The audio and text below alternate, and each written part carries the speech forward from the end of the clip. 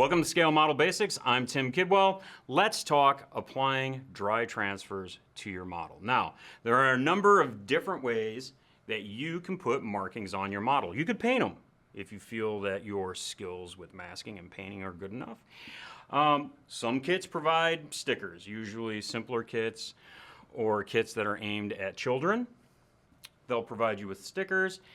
Then there's probably the most common way to provide markings for models, and that is waterslide decals.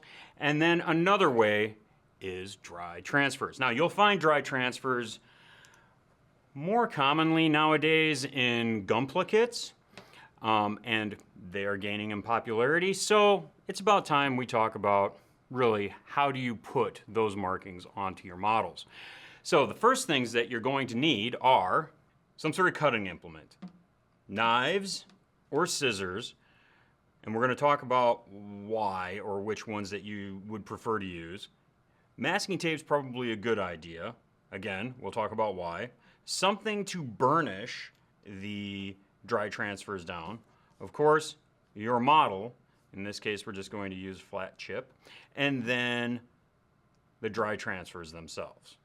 With waterslide decals, the film for the markings are on a backing paper, and what you do is you come in and you cut the marking out, go soak it in water, and slide the entire marking off of the backing paper onto the model. With dry transfers, what you have are the markings on the back side of a plastic sheet. And what you'll notice here is that there is a piece of paper that accompanies this dry transfer sheet, and that's because that paper protects the dry transfers themselves. Dry transfers are very delicate, so you want to make sure that you keep this paper with the dry transfer sheet to help prevent accidentally damaging these dry transfers. You're then going to cut the dry transfer out of this plastic sheet. Now, this is why I said earlier we would discuss the means by which you cut the markings off of that dry transfer sheet. You can use a knife, you can use a heavier knife, or you can use a set of scissors. I would recommend using just scissors and not your decal scissors, because you're going to be cutting through plastic. So you don't want to necessarily wreck your decal scissors. Just any old, I wouldn't say any old set, like I was just about to. A set of decent, sharp shears are going to work for you. I would probably not use a number 11 blade, just because the possibility of slipping and doing damage. Maybe a heavier, more utilitarian knife would work better, but for me, the scissors are the way to go. Concerning the surface of your model, you're going to want the surface where your dry transfers are going to be clean, dry, and as smooth as possible. Can you apply a dry transfer to a matte or flat painted surface? You certainly can. But if you look at that surface under a really strong magnifying glass or a microscope or whatever, the paint for flat or matte finishes is naturally rough.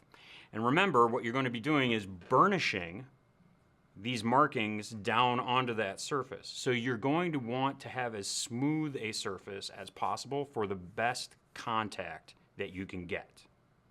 When cutting out your dry transfer markings, make sure that you leave as much of the clear plastic around it as you possibly can, because it's going to be useful later on. All right, so the next step is to figure out where it is on your model that you want it placed. For this particular example, I'm going to go ahead and place it right here in the middle of this panel. Ta-da! Look at that. Down it is. This is where masking tape becomes important and why you've left some space around the outside of your marking. What you're going to do is take a bit of your masking tape, doesn't have to be a lot, and what this is going to do is help keep that marking in place.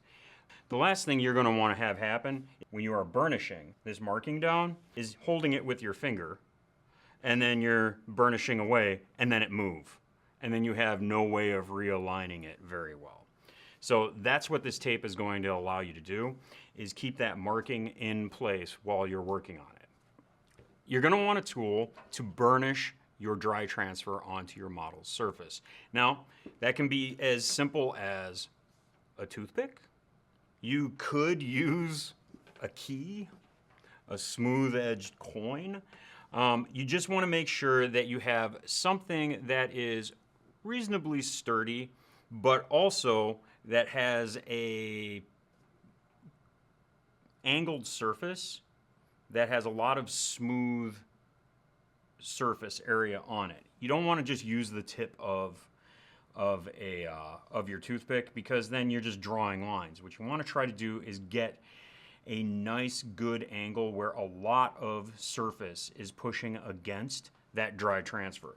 You could also use the smooth end of a sculpting tool, such as these, which is what I'm going to use. So then it's just rub away. Give it, a nice firm. And you're going to watch, I don't know if you can catch that or not, but you're going to watch as it transfers from the plastic. You're going to see it transfer down onto the surface itself. It's just a subtle difference in coloration.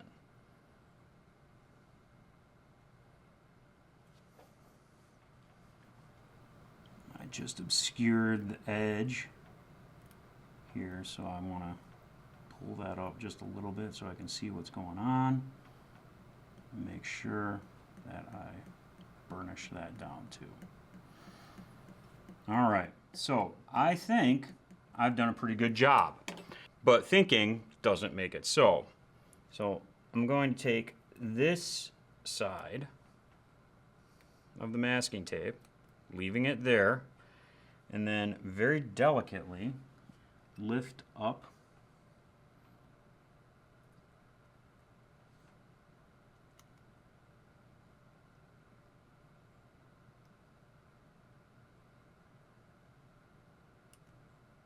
so I want to double check. I want to make sure.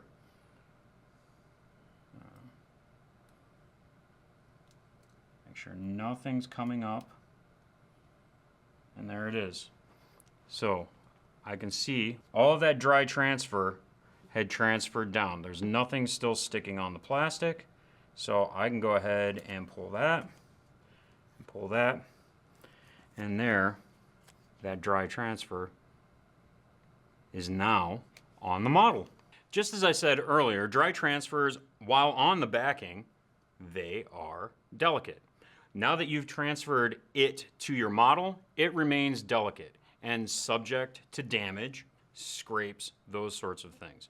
You're going to want to put a clear coat over your dry transfers, just like you would with your waterslide decals. You can use an acrylic clear coat, Tamiya, Vallejo, AK Interactive. Any of those are going to work just fine for you. I can't tell you not to use a lacquer or enamel clear coat, but I would recommend that you don't, because those could very well damage those dry transfers. So an acrylic clear coat is going to be your better option. Something else we want to talk about, and that is, remember, keep the paper with your dry transfers. And just like with waterslide decals, you don't want to bend them. I'm gonna show you something here. I was a little bit rough with this set of dry transfers. You can see I've got a split right here in this one, and there's a bit of a split there in that one. So you want to handle them delicately. And just like with waterslide decals, whatever ones that you don't use, go ahead and put them with the backing paper into a resealable plastic bag and keep them for the next model that you want to use them on. Thanks for watching. I'm Tim Kidwell, and we'll see you next week.